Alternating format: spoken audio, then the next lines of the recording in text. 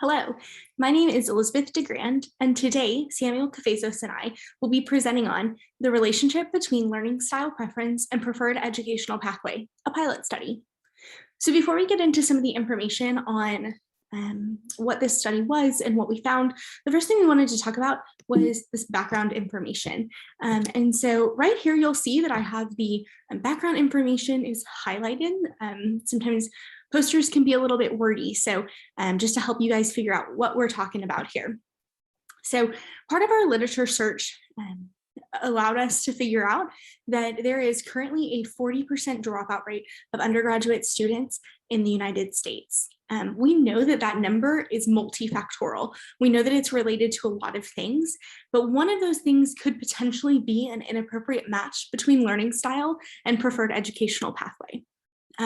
So when we talk about educational pathways, there's kind of two major pathways. The first one is going to be a guided pathway, and a guided pathway is going to give students a very specific structure to follow. So first semester, here are the 6 classes you should take. Second semester, here are the 5 you should take. It doesn't allow for a lot of creativity. It does simplify student decisions, and it provides support and allows for a predictable schedule. Research has shown that some students, particularly students who may be first-generation students, do succeed quite a lot in guided pathways. It helps take out a lot of that guesswork and helps support them through those decisions. The second type of pathway is a cafeteria-style pathway. And a cafeteria-style pathway is more of a catalog style. So universities give students a catalog and say, here are all of the courses that you could potentially take, pick some. And so for this one, it does create a lot more autonomy for students, but the courses can often be disconnected and students may struggle to go through the numerous course options when deciding on a career path. The other thing that's really important for background information for this study was the instrument that we used. And so the instrument that we decided to use was the Kolb Learning Style Inventory, or the KLSI. So the KLSI is used to identify a student's primary method of learning. So when students take it, they're given 10 questions, and each question has 4 terms. And those 4 terms, students are asked to rank on a scale of 1 being the least like them to 4 being the most like them. So this sorting process gives students a score in 4 quadrants: concrete experimentation, or CE, reflective observation, or RO, abstract conceptualization, or AC, and active experimentation, or AE. So these 4 quadrants, students get a score in each 4. And when we give students that score, the highest one is going to be their most dominant learning style. And so for this study, we went ahead and only focused on that score. And the reason why is that it's currently recommended that the KLSI be utilized to identify a dominant learning style rather than what the scores in all 4 quadrants mean. We're still waiting on some research to look at what a 21 in AE, a 25 in AC, and a 22 in CE and RO, what that student might look like. And so right now, the research suggests that we should take the dominant score and utilize that. And so that was what we did for this study. And the hope that we had was that in looking at this information, we could help to create a better fit between students and educators when looking at graduate style programs. So the next thing we're going to talk about is the purpose of this study. Again, you'll see that little square has moved down to the purpose. So the purpose of this study was to evaluate the relationship between learning styles and preferred educational pathways for OTD students enrolled at Texas Women's University, Dallas. This information could bring about more student-focused perspectives to research on educational pathways, and ideally can pave a way for more research on this topic to help students in choosing programs that might work best for them.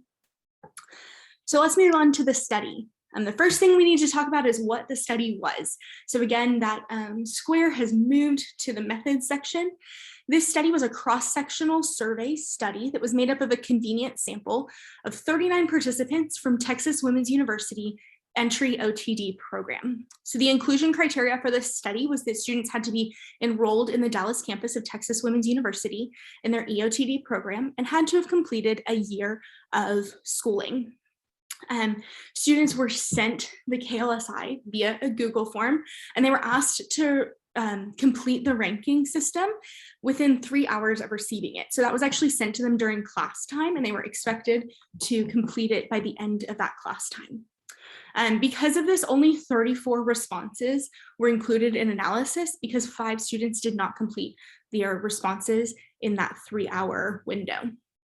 So once we got our information, we ran a trend analysis and an independent t-test, and that gave us some more information in our results and helped us create some of our conclusions and the implications of this study.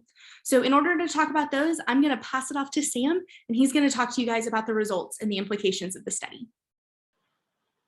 Now, as we move on to our figures that are underneath our methods section, we can see in our first figure just the demographics of our participants, specifically towards their age. And if we look at the first age range, 20 to 25, we can see that most of our participants fell within this range.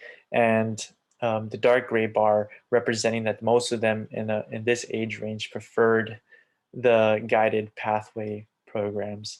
If we move on to figure 2, we can see all of the quadrants that are listed that our participants fell into after our survey.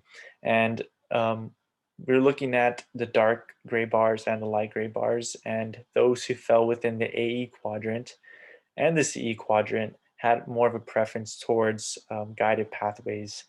And the light gray bar, which is represented by the AC quadrant, preferred cafeteria style pathways.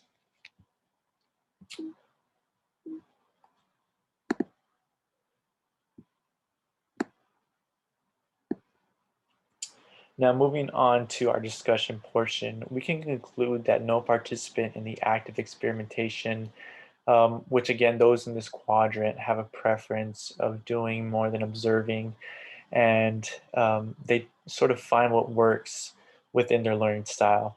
Those who fell in this quadrant preferred a cafeteria style pathway, and that was statistically proven that they preferred a guided pathway. Now, those who fell into the quadrant of abstract conceptualization, which those who are within this quadrant have more of a learning style that leans towards logic and ideas and concepts, and a more scientific approach towards learning. And those who fell within this quadrant statistically preferred cafeteria style pathways.